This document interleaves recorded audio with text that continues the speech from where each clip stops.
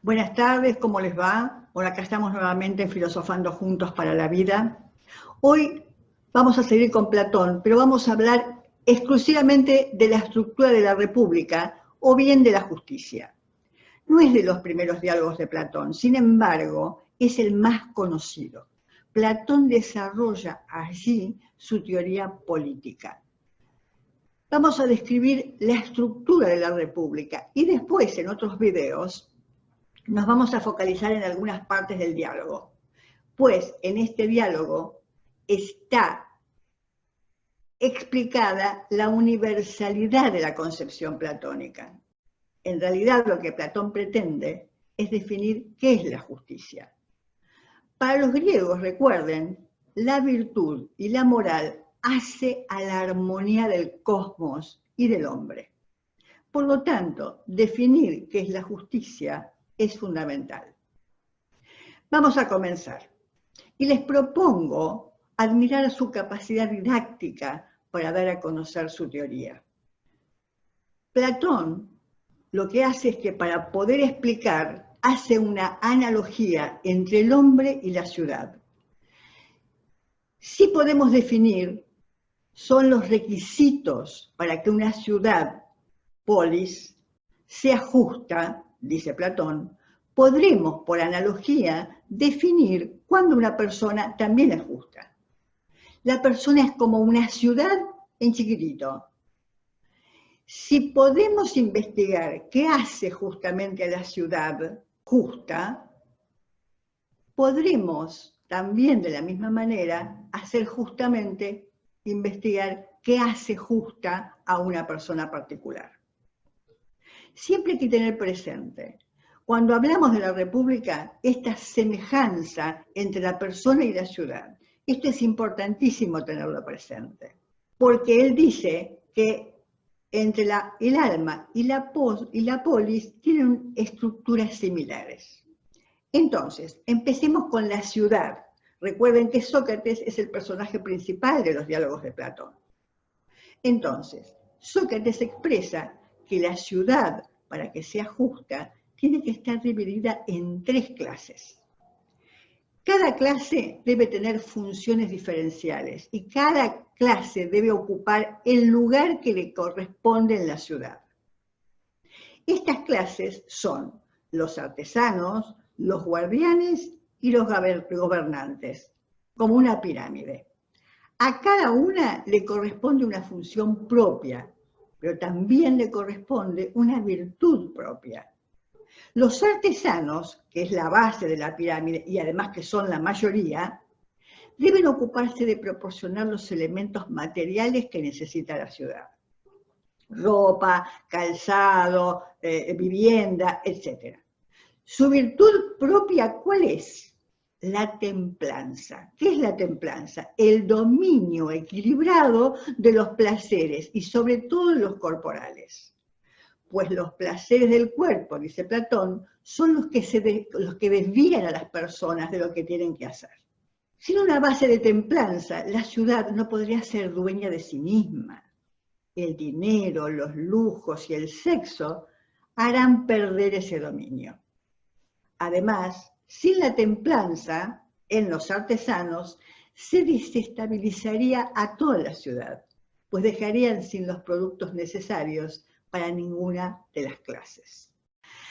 Aclaración importante, si bien la templanza es propia de los artesanos, las otras 2 clases también necesitan ser templadas. Los guardianes, específicamente, son la parte militar.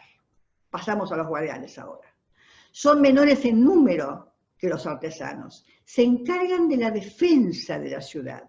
Por lo tanto, la virtud que le es propia, ¿cuál será? La valentía, si tienen que defender la ciudad. Si no son valientes los artesanos, no van a poder, los guardianes, no van a poder defender bien la ciudad. Si ellos lo son, toda la ciudad será valiente.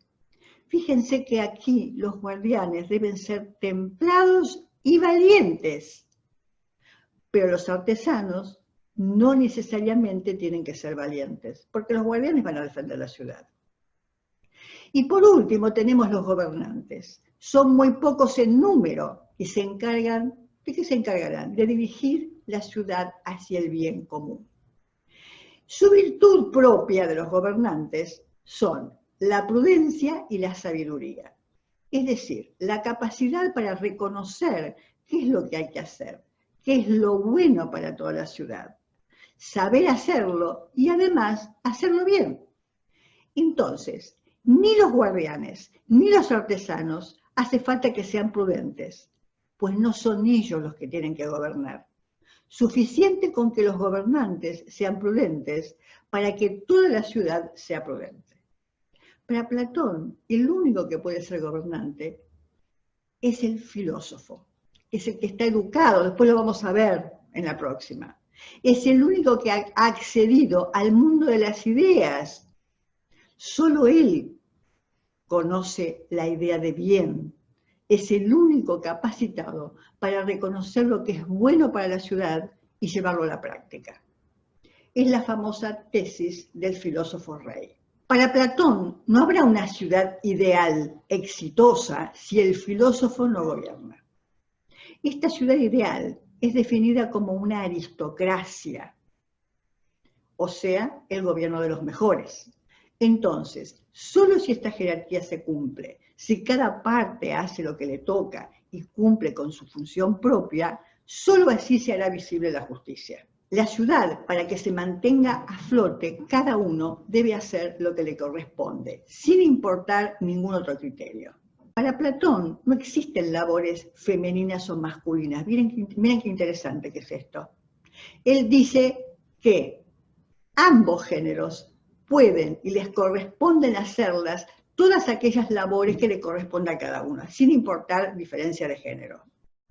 Es un concepto de la justicia bastante novedoso, el hacer que cada uno haga lo que le es propio, según sus habilidades. La justicia se cumple en la ciudad cuando cada uno está donde tiene que estar. Ahora, ¿qué pasa cuando esta armonía o este equilibrio se rompe? Entonces tenemos los regímenes corruptos. Y acá, en este párrafo, o más en este espacio, aquí define Platón los diferentes tipos de gobierno. La justicia desaparece y entonces aparece la injusticia. No acepta posibilidades intermedias. En esto se va a diferenciar de Aristóteles, quien acepta, Aristóteles, la posibilidad de ciertos regímenes buenos, es decir, una diversificación de lo justo. En cambio, Platón es muy riguroso y estricto, o es injusto o es justo. Muy bien. ¿Cuáles son estos regímenes injustos? Vamos a describirlo, que se apartan de la aristocracia. Estos gobiernos son 4. Se van sucediendo uno detrás del otro. Cuando desaparece uno, le sigue el otro. Vamos a empezar por la timocracia, que es un gobierno militar. Si la ciudad carece de gobernantes sabios, o sea, de filósofos, los guardianes, que tienen las armas, van a ocupar el poder. Pero como no tienen los conocimientos necesarios para gobernar, van a llevar a la ciudad al caos y a la guerra. En la decadencia de la timocracia llega entonces la oligarquía, cuando los guardianes se convierten en corruptos, cuando acceden al dinero fácilmente debido al poder.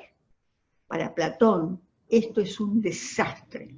Una ciudad que ama los lujos, el dinero y los placeres será una ciudad floja, vaga y va a despreciar la excelencia y a las personas buenas. Recordemos que los gobernantes no son los más ricos, sino los más sabios. Por lo tanto, los guardianes sin sabiduría van a llevar a que la ciudad sea invadida por ciudades vecinas. Después de la oligarquía le sucede la democracia. Fíjense que Platón no es amante de la democracia, no la defiende para nada. Y entonces dice, ¿cuándo llega la democracia? Cuando la gran masa y los pobres deciden tomar el poder. Entonces, los pobres no lo van a hacer mejor que los ricos.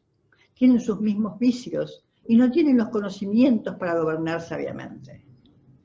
de la democracia surge finalmente la tiranía. Cuando el demagogo manipula a la gente mediante la retórica, el arte de convencer, por eso se opone tanto a los sofistas, que los vamos a ver después, para que los elijan como líder absoluto.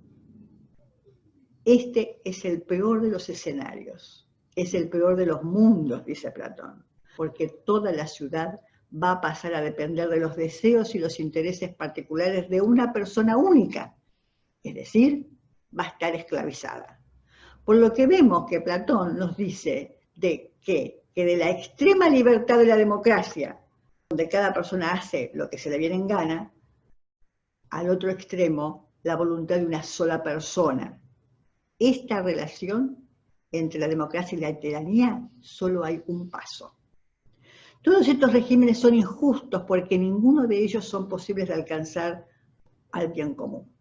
Solo el filósofo que ha visto el mundo de las ideas y ha conocido la idea del bien puede hacer efectiva la realidad del bien común y por tanto una ciudad justa.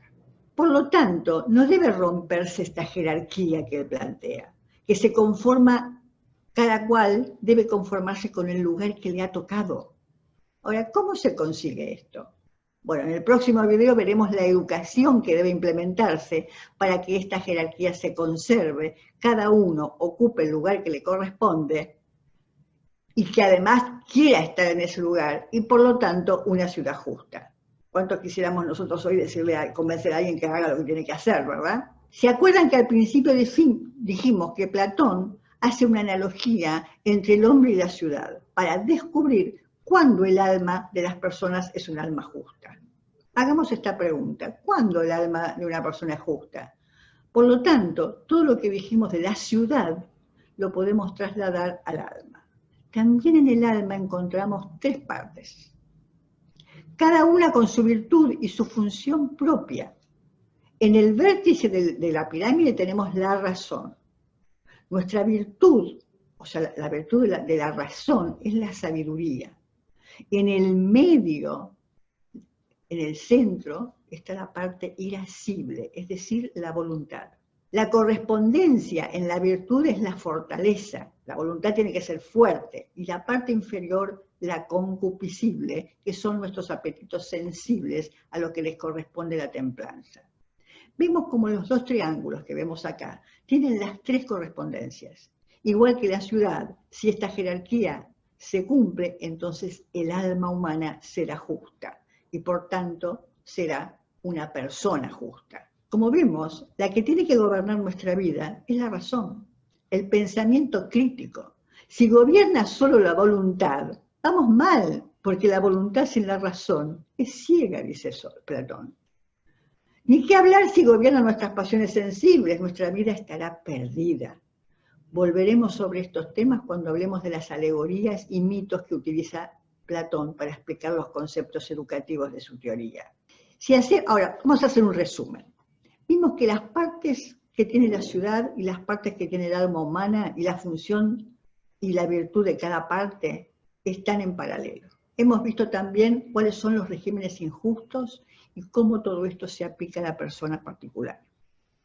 Hay otros diálogos que también hablan de la política. Está el diálogo de las leyes, que hace alguna concesión a la democracia, digamos, pero la república es la más conocida y la que ha influenciado de alguna manera a todas las concepciones políticas de Occidente. Platón es apasionante, es para que reflexionemos sobre su pensamiento y podamos hacer las analogías con nuestra actualidad. ¿Cuántas cosas coinciden, verdad? Bien, ahora sabemos cómo está organizada la República. ¿Qué paralelos hace? La próxima vez, en el próximo video vamos a ver la educación.